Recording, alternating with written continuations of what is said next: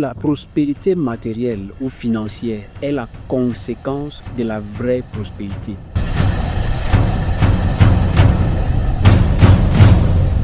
Salut et bienvenue à cette nouvelle émission, le temps du réveil. Et nous revenons avec la deuxième sortie et avec également un thème assez particulier, le chrétien face à la prospérité. Et nous sommes toujours avec le serviteur de l'Éternel, lui c'est l'apôtre Kakeseya, que j'accueille sur ce plateau. Bon après-midi et bienvenue sur ce plateau, apôtre. Merci Alette, bon après-midi et bonsoir à tous les auditeurs. Que le Seigneur vous bénisse abondamment.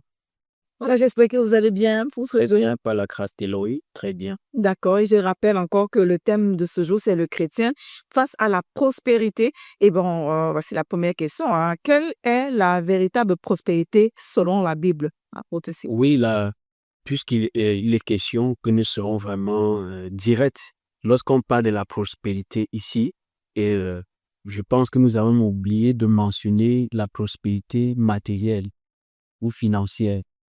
Ici, nous sommes en train de parler de la prospérité financière. Le chrétien face à la prospérité financière. Oui. Oui. Et par rapport à votre question, quelle est la vraie prospérité? Oui, la véritable prospérité selon la Bible. Oui, selon la Bible. Si nous devons revenir sur la réelle prospérité, la vraie prospérité, c'est quoi la prospérité? Puisqu'il y a plusieurs types de prospérité. Oui. Et si nous voulons nous attarder sur la prospérité matérielle, il est important que nous parlons déjà de la vraie prospérité. Parce que la prospérité matérielle ou financière est la conséquence de la vraie prospérité, n'est que la manifestation visible de la vraie prospérité. Oui. Et la vraie prospérité, selon Dieu, n'est pas premièrement matérielle, elle est d'abord spirituelle. Parce que quoi? La Bible déclare dans Hébreux chapitre 11, c'est par la foi que nous reconnaissons que les choses visibles ont été créées par la parole invisible de Dieu, en sorte que ce qui est visible a été créé de l'invisible, du spirituel. Bien-aimés, par là nous comprenons que la vraie richesse est d'abord celle qui est spirituelle. Parce que tout ce qui est matériel émane du spirituel. Tout ce qui est physique dans ce monde a été tiré du spirituel. Et tout ce que nous voyons dans ce monde, qui se manifeste physiquement dans ce monde, ce sont des choses qui ont été conçues dans le spirituel. Regardons alors dans un exemple si clair et simple. Avant de poser l'acte, nous préméditons d'abord cet acte. Avant de réaliser un projet, nous avons eu le temps de penser à ce projet. Et maintenant, la pensée d'abord, nous voyons que cela illustre déjà le spirituel. Donc, en réalité, tout ce qui est matériel vient du spirituel. Donc, la vraie richesse est d'abord spirituelle. C'est pourquoi l'apôtre Paul, lorsqu'il donne les conseils à Timothée, quelque part, il dit, je souhaite que tu prospères à tout égard. Il dit, je souhaite que tu sois en bonne santé et que tu prospères à tout égard comme prospère l'état de ton âme. Donc, bien aimé, la vraie prospérité est d'abord ce qui est spirituel. Quels sont les éléments qui peuvent pousser un homme à être prospère, hein? Qu'est-ce qui attire la prospérité dans la vie d'un homme? Lorsqu'on parle de la prospérité dans la vie d'un homme, il s'agit, ici, nous parlons du chrétien. Oui. Nous parlons beaucoup plus du chrétien. Le chrétien doit être prospère. C'est même un devoir. Il dit, je souhaite que tu prospères à tout égard. Et le Seigneur est celui-là qui a créé toutes choses. Et à lui appartient l'or et l'argent. Il est anormal que celui qui est le fils du créateur de l'or et de l'argent demeure dans la pauvreté, demeure dans la mendicité. Le chrétien est celui-là qui va prospérer. Et qu'est-ce qui peut amener le chrétien à prospérer? Premièrement, lorsqu'on dit qu'il est chrétien, cela signifie qu'il est réellement né de nouveau, il est sauvé, il est né d'eau et d'esprit, rempli du Saint-Esprit. Et maintenant, est-ce que le fait qu'il est d'abord né d'eau et d'esprit va automatiquement l'amener à prospérer? Non, il faut qu'il apprenne, qu'il comprenne ce que c'est que la richesse et qu'il comprenne quels sont des principes de Dieu liés à la prospérité matérielle. Oui. Et c'est lorsqu'il applique les principes liés à la prospérité matérielle qu'il peut prospérer. Et quels sont ces principes? Justement, quels sont ces principes? Ces principes, premièrement, nous avons parlé réellement d'être né de nouveau, d'être d'eau et d'esprit. Oui.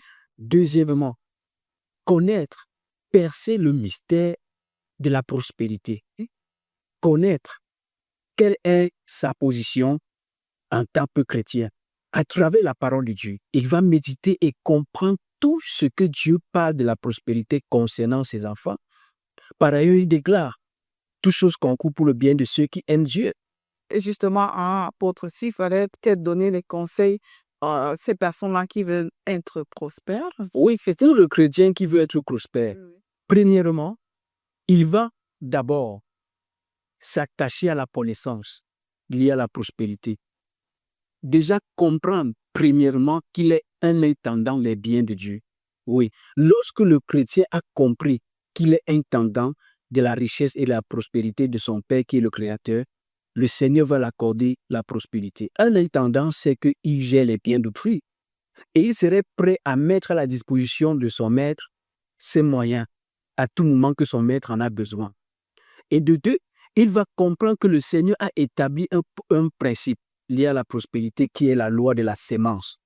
Dans 2 Corinthiens chapitre 9, le Seigneur dit « Celui qui sème abondamment, moissonne abondamment. Celui qui sème peu, moissonne peu. » Dans Hébreu, le Seigneur nous conseille toujours que celui à qui on enseigne la parole, je pense que c'est dans Galates, si je ne me trompe pas, que celui à qui on enseigne la parole de Dieu fasse part de tous ses biens à celui qui l'enseigne la parole. Et ce sont des principes qui sont liés à la prospérité.